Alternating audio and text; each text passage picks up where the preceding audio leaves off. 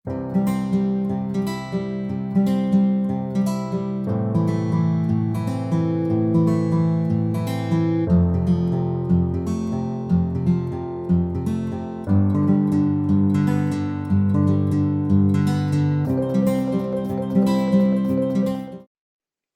students, welcome back to my channel that's Backbenchers Academy. I hope you all are fine. आज का जो हमारा topic रहेगा वो है PGP, that is pretty good privacy. Okay, तो चलिए स्टार्ट करते हैं हम इसका थोड़ा सा इंट्रोडक्शन. हमारा PGP एल्गोरिदम जो था, हमारा फिल जिमरमैन जो है, he is called as a father of PGP. ठीक है, जिसे हमारा जो जिमरमैन है, फिल जिमरमैन, उसको बोला जाता है that he is the father of PGP algorithm. Okay, तो इसी इंसान ने क्या किया, इसी इंसान को सारा क्रेडिट मिलता है इस एल्गोरिदम को बनाने के लिए. अब ये एल्गोरिदम जो है, इसकी इतनी इंपॉर्टेंस क्या है, क्यों यूज होता है, चलिए थोड़ी सी इंपॉर्टेंस देख लेते हैं. सबसे पहले जो है ये हमारी क्रिप्टोग्राफी की बेसिक रिक्वायरमेंट्स को फुलफिल कर देता है. जितनी भी हमारी क्रिप्टोग्राफी की बेसिक रिक्वायरमेंट्स हैं उनको हमारा ये फुलफिल कर देता है. नंबर सेकंड, ये बहुत ही सिंपल है, it's very simple to use, हम आसानी से इसको यूज कर सकते हैं. Number third, it's completely free, ये हमारा एक फ्री सोर्स है. ठीक है, हमारा इसका जो डॉक्यूमेंटेशन है, जो हमारा सोर्स कोड है इसका, and along with our documentation, वो सब हमारा क्या है, फ्री है. ठीक है, तो वो और सेकंड फोर्थ की बात करेंगे. अगर कुछ ऑर्गेनाइजेशंस चाहती हैं कि हम इसका लो कॉस्ट वर्जन ले लें, मतलब हम इसका कुछ लो कॉस्ट वर्जन ले लें किसका, अपने इस PGP का, तो वो भी अवेलेबल हो जाता है. तो वो लो कॉस्ट वर्जन जो है उसको बोला जाता है वाया क्रिप्ट.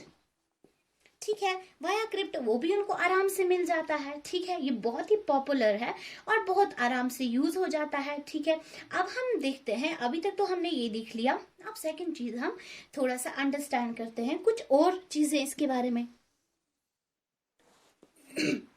तो हमारा ये एल्गोरिदम है, ये कौन कौन सी चीजें प्रोवाइड करता है.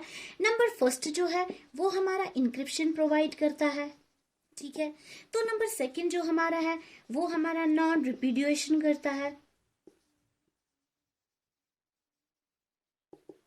एंड नंबर थर्ड पार्ट जो हमारा है, जो हमें ये प्रोवाइड करता है, that is the message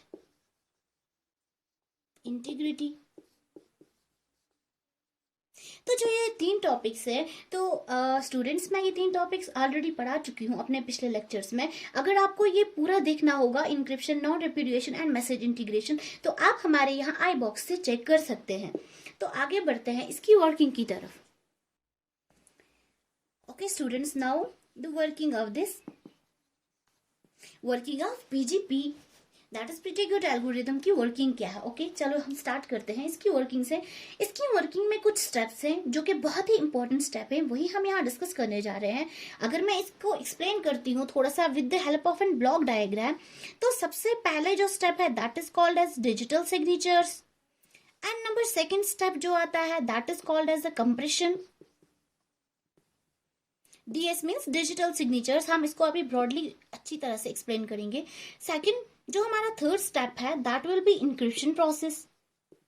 number fourth step will be our enveloping. And our last and fifth step that will be base 64 encoding.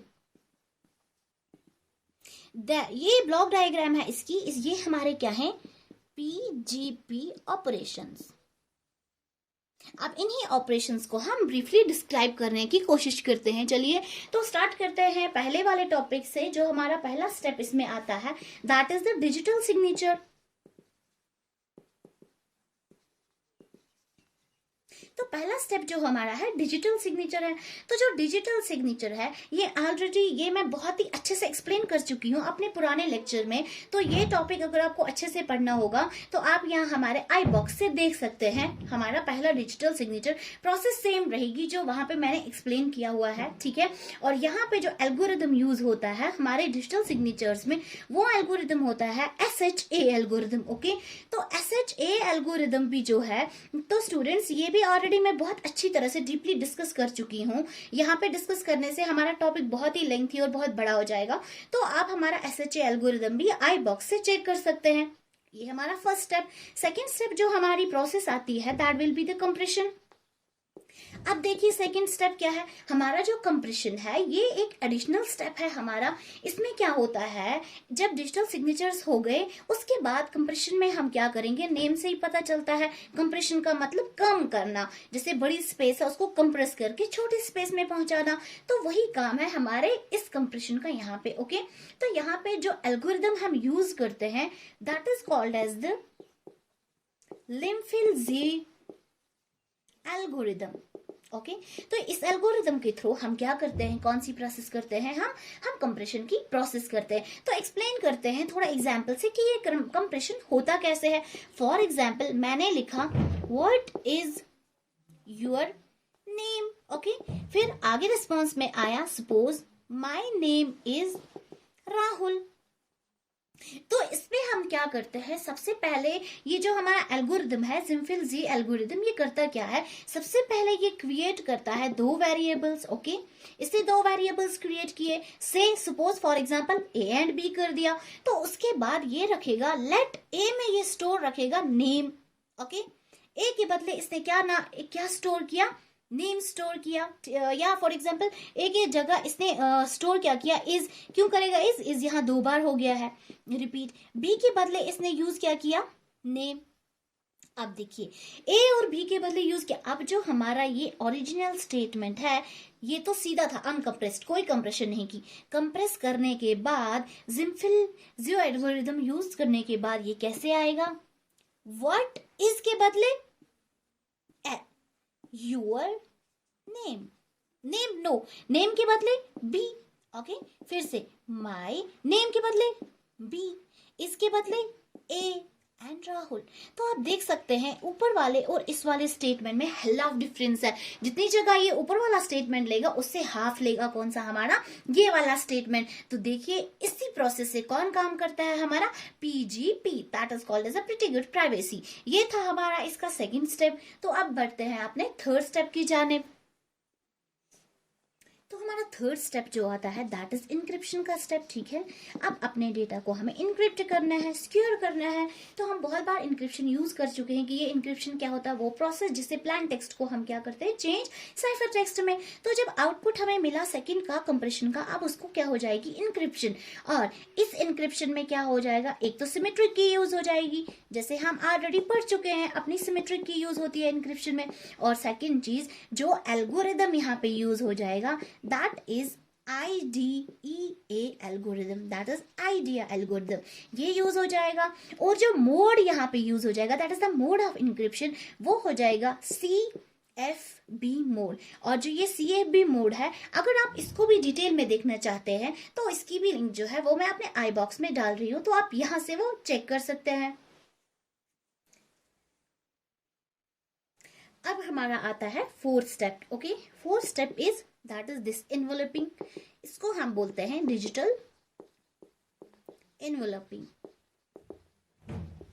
अब देखिए हमारा जो डिजिटल एनवेलपिंग है इसमें क्या होता है, यहाँ पे ये तो हमें पता है, पहले इंक्रिप्शन के लिए हम क्या करते हैं, कोई सिमेट्रिक की यूज करते हैं। तो सेम यहाँ पे हम क्या करते हैं, जो हमारा स्टेप अब हो गया ऊपर, उस सबको हम एक एनवेलप में डालेंगे, लाइक एक लिफाफे में, जैसे लेटर वगैरह सिंपल वर्ड में बोलेंगे तो एक लिफाफा। तो इसको हम एक्सप्लेन करते हैं थोड़ा सा। देखिए सपोज ये हमारा सेंडर है, देखिए ये प्रोसेस कैसे होती है। यहाँ ये सेंडर है। ओके, यहाँ पे हमारा क्या है, OP, दैट मीन्स आउटपुट। कौन से स्टेप का, स्टेप 3 का आउटपुट, वो क्या था, इंक्रिप्शन के बाद। और उसके बाद यहाँ पे क्या होता है, ये जो हमारा है यहाँ पे हम एक की यूज करते हैं, ये सिंबल होता है हमारे की का, ये हम की यूज करते हैं। और यहाँ पे क्या होती है, कौन सी की, सिमेट्रिक की। ठीक है, ये हमारी सिमेट्रिक की होती है जो इंक्रिप्ट हो जाती है किसके साथ, रिसीवर की पब्लिक की के साथ, रिसीवर की पब्लिक पब्लिक की के साथ, और उसके बाद जब ये मिक्स हो जाता है ये और इसका आउटपुट जो था थर्ड स्टेप का हमारा आउटपुट, ये मिक्स होके एक एनवलप तैयार करते हैं। एनवलप हम किसको बोलेंगे सिंपल इंग्लिश की लैंग्वेज में, दैट इज अ लिफाफा टाइप। ओके, लिफाफा जिसमें लेटर डालते हैं, तो सेम इसी तरह एक क्या बन जाता है, एनवलप। यही जो एनवलप है, इसी एनवलप को हम बोलते हैं, it is called as a digital envelope, और इस टाइप की एनवेलोपिंग को बोलते हैं डिजिटल एनवेलोपिंग। तो चलिए बढ़ते हैं हम अपने फाइनल स्टेप की तरफ। अब हमारा है लास्ट वाला step, that is what, base 64 encoding. And simple हमारे इनकोडिंग में क्या हो जाएगा, सीधा यहाँ पे बेसिक्स इनकोडिंग हो जाएगी किसकी, जो हमारा डिजिटल एनवेलोप बन गया था, और यहाँ पे हमारे इसके ऑपरेशंस फिनिश हो जाते हैं। अब हम थोड़ा सा पढ़ते हैं कि जो हमारा ये पीजीपी है ये कौन से एल्गोरिथम्स का यूज करता है। ओके, कौन से एल्गोरिथम्स का यूज करता है, ठीक है। नंबर फर्स्ट बताएंगे हम, एसिमेट्रिक की के लिए क्या यूज करता है। पहला हमारा स्टेप क्या है, एसिमेट्रिक की। एसिमेट्रिक की के लिए जो ये एल्गोरिथम यूज होता है, that is our RSA algorithm. तो बात करेंगे आरएसए एल्गोरिथम का। अब आप बोलोगे कि अगर सपोज आपका मार्क्स लेंथ या आपका जो क्वेश्चन है वो 15 मार्क्स का आ जाता है, तो आप उतना नहीं लिख सकते हो जितना मैंने एक्सप्लेन किया, तो उसमें आपको ये स्टेप्स एक्सप्लेन करने पड़ेंगे। आरएसए क्या होता है, लाइक डिजिटल सिग्नेचर्स, पूरा प्रोसेस एक्सप्लेन करना पड़ेगा। तो इसके लिए जो आरएसए एल्गोरिथम है, ये मैं ऑलरेडी एक पूरा लेक्चर दे चुकी हूँ इस पे, तो आप वो यहाँ मेरे आई ऑप्शन से चेक कर सकते हैं। तो सेकंड और क्या यूज करता है ये हमारा सेकंड थिंग हो गया हमारे मैसेज डाइजेस्ट। मैसेज डाइजेस्ट के लिए जो एल्गोरिथम यूज होता है वो हमारा MD5 एल्गोरिथम होता है और SHA-1 एल्गोरिथम यूज होता है। फिर से आपको इसको एक्सप्लेन करना है, तो MD5 पे भी मैं अलग लेक्चर दे चुकी हूँ और SHA-1 पे भी दे चुकी हूँ एक अलग लेक्चर, वो भी आप हमारे आई ऑप्शन से, आई बॉक्स से चेक कर सकते हैं। अब थर्ड हमारा आता है इंक्रिप्शन। अब इंक्रिप्शन के लिए ये कौन से एल्गोरिथम यूज करता है, ये करता है DES और AES। तो अगेन फिर से अगर 15 मार्क्स का क्वेश्चन आप लोगों को आ जाता है तो वहां पे आप इतना ही एक्सप्लेन नहीं कर सकते हो, आपको वहां पे पूरी एक्सप्लेनेशन देनी पड़ेगी। तो उसके लिए आपको DES एल्गोरिथम और AES एल्गोरिथम को एक्सप्लेन करना पड़ेगा, जो मैं यहाँ नहीं कर रही हूँ क्योंकि ये ऑलरेडी मैं एक्सप्लेन कर चुकी हूँ, वरना आज का लेक्चर बहुत लेंथी, ये तो अवर्स में चला जाएगा। तो आप DES का अलग से लेक्चर देखिएगा जो ऑलरेडी मैं आई बॉक्स में प्रेजेंट कर चुकी हूँ, और AES पे भी एक अलग पूरा टॉपिक आपको लेक्चर मिल जाएगा जो मैं अपने आई बॉक्स में प्रेजेंट कर चुकी हूँ, आपको यहाँ से मिल जाएगा। तो आई होप आपको अंडरस्टैंड हो गया होगा। तो मिलते हैं हम अगले सेशन में, तब तक के लिए अपना ख्याल रखिएगा।